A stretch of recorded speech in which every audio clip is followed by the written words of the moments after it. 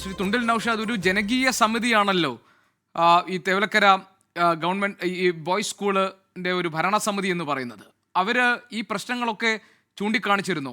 കുട്ടികൾക്ക് അപകടകരമായ രീതിയിലാണ് ഇങ്ങനെ ഒരു ലൈൻ കടന്നു പോകുന്നത്, നടപടിയെടുക്കണമെന്നൊക്കെ. പ്രധാന അധ്യാപിക ഒന്നും ഈ കാര്യത്തിൽ ഒരു തീരുമാനമെടുത്തില്ല എന്നതാണ് നമുക്ക് ഒരു വിമർശനമായിട്ട് പറയാനുള്ളത്.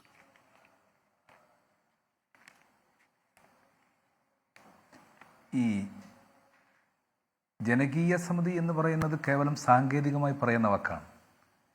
അതൊരു CPM നേതൃത്വത്തിലുള്ള മൈനാഗപ്പള്ളി കിഴക്ക് ലോക്കൽ കമ്മിറ്റി സെക്രട്ടറി മാനേജറായിട്ടുള്ള ഒരു കമ്മിറ്റിയാണ് അവിടെ പ്രവർത്തിക്കുന്നത്.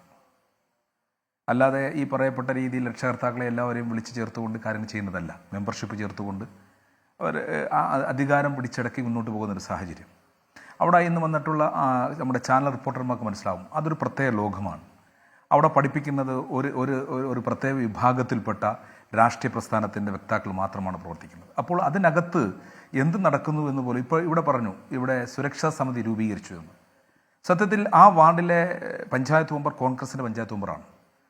അവിടുത്തെ ഉച്ചഭക്ഷണ സമിതിയിലടക്കം അവർ നിർബന്ധമായും പങ്കെടുക്കേണ്ടതാണ്. എന്നാൽ ഇതുവരെയ്ക്കും അങ്ങനെ ഒരു കമ്മിറ്റിയിൽ അവിടെ പങ്കെടുപ്പിച്ചിട്ടില്ല, അങ്ങനെ കമ്മിറ്റിയിൽ വിളിച്ചിട്ടില്ല. അവിടുത്തെ പ്രോഗ്രാമുമായി ബന്ധപ്പെട്ട് പഞ്ചായത്തിലെ ഒരാളെയും അവിടെ വിളിക്കാറില്ല. ഇത്തരത്തിലുള്ള ഏകപക്ഷീയമായ രാഷ്ട്രീയ നിലപാടുകളുമായി മുന്നോട്ട് പോകുന്ന ഒരു സാഹചര്യമാണ് അവിടെ ഉള്ളത്.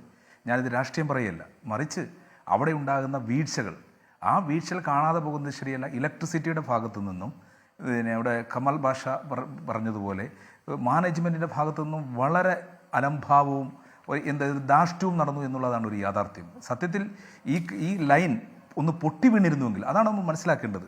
ഇത് വളരെ പഴക്കം ചെന്ന് കേരളത്തിലെ KSEBയോട് നിർദ്ദേശിച്ചിട്ടുള്ളതാണ് ഈ അലൂമിനിയം കേബിളുകൾ മൊത്തം മാറ്റാൻ. സാമ്പത്തികമായ വലിയ ബാധ്യതയുണ്ട് എന്നും പറഞ്ഞാണ് അവർ മറ്റ് ഫൈബർ കേബിളിലേക്ക് മാറാതിരിക്കുന്നത്. ഇത് ഏത് നിമിഷവും 40 വർഷത്തിന് മുമ്പ് സ്ഥാപിച്ചിരുന്ന ആ ലൈൻ ഏത് നിമിഷവും പൊട്ടി വീഴുന്ന തരത്തിൽ അത്ര ദുർബലമായിരിക്കുന്നതാണ്.